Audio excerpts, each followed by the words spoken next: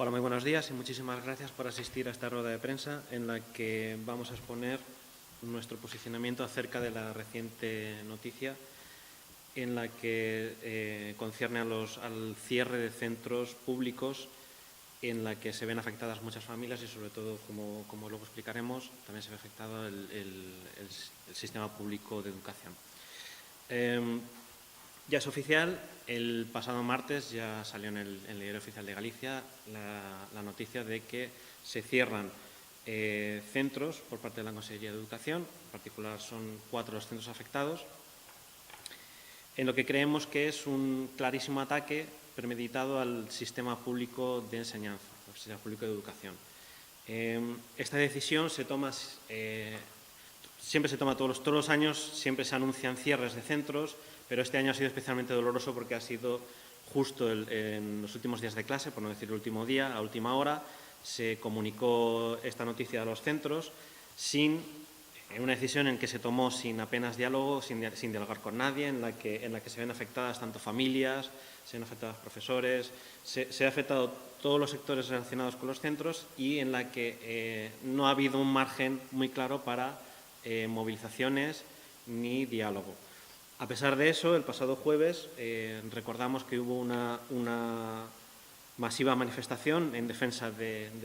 la enseñanza pública en la que diferentes sectores se implicaron en lo que creemos que supone un claro grito de que el problema del cierre de centros educativos es algo que afecta a toda Galicia, en la que se vieron implicadas. Es algo global, no solamente afecta a esas 4 comarcas, sino que implica a toda la sociedad gallega. Como decimos, esto se ha tomado sin ningún tipo de... No ha habido ningún tipo de diálogo, no ha habido ningún tipo de decisión, no ha habido ningún tipo de consenso entre las partes, simplemente se ha dado un cierre. Y esto, como ahora va a explicar mi compañero Ramón Vázquez, vamos a detallar una serie de datos, vamos a hacer un desglose y vamos a ver en qué va a afectar y cómo se van a ver afectados los diferentes centros y qué es lo que ha pasado con todos ellos. Hai unha profunda alarma social en todo Galicia polo peche indiscriminado de centros educativos. Eu me vou a referir especialmente aos centros públicos integrados, pechados en 3 concellos concretos, As Pontes, Ribadavia e Porriño, o CPI Monte Casado, o CPI Tomás de Lemos e o CPI Ribeiro, porque son 3 centros, os CPIs, creados esta figura para dar resposta precisamente ás necesidades educativas do rural. Un centro público integrado, un centro onde se integran diferentes etapas, infantil, primaria e educación secundaria obrigatoria, coa finalidade de dar unha resposta ás características específicas de Galicia, características de aillamento xeográfico e demográfico e, polo tanto, é unha maneira, a súa finalidade era precisamente esta, permitir a continuidade dos estudios dos nenos e das nenas do rural. Pois ben, as 3 localidades, As Pontes, Ribadavia e Porriño, acumulan unha perda de 39 aulas educativas dende o ano 2005, nos últimos 10 anos, e 53 profesores. Isto dá unha idea do impacto educativo que ten nunha comunidade, nunhas localidades cunha grande vinculación rural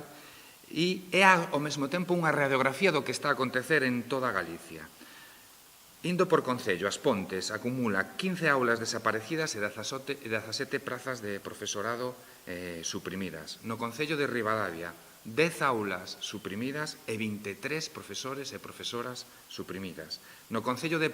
Porriño, 14 aulas pechadas e 13 profesores e profesoras suprimidas. O balance, como decía, 39 aulas que desaparecen para sempre e 53 profesoras e profesores que deixan de exercer a súa función en concellos, en pobos, en vilas do noso país. Polo tanto, isto é un claro exercicio de recorte educativo e de recorte de dereitos educativos para os nenos, as nenas e as comunidades educativas do rural.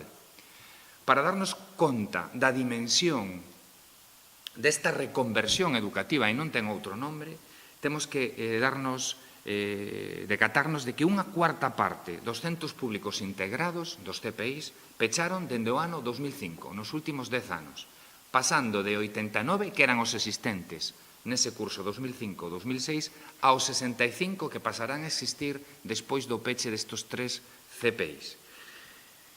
Estamos a falar Polo tanto, dunha demouca insoportable, ningún sistema educativo pode aturar un recorte de oferta de prazas educativas deste volumen. Pensemos, por exemplo, que en Galicia desapareceron 278 aulas de educación secundaria obrigatoria. A metade desas 278 se corresponden precisamente con aulas existentes en centros públicos integrados e, polo tanto, fundamentalmente no rural. E iso é imposible de aturar e afecta, como dicía, directamente ao dereito á educación dos nenos do rural, que non poden continuar os seus estudios ou que teñen que realizar grandes distancias, porque en moitos casos proceden de parroquias limítrofes cos concellos de referencia. Polo tanto, nós exiximos unha actuación clara e decidida por parte do Goberno galego nesta materia. Exiximos que se convoque a Mesa Galega do Ensino do Rural, onde están representados amplos sectores da comunidade educativa e que se constitúa unha mesa de estudo para artellar unha resposta coherente, decidida e valente en defensa do ensino no rural, que en definitiva é unha resposta en defensa da viabilidade social e económica do medio rural.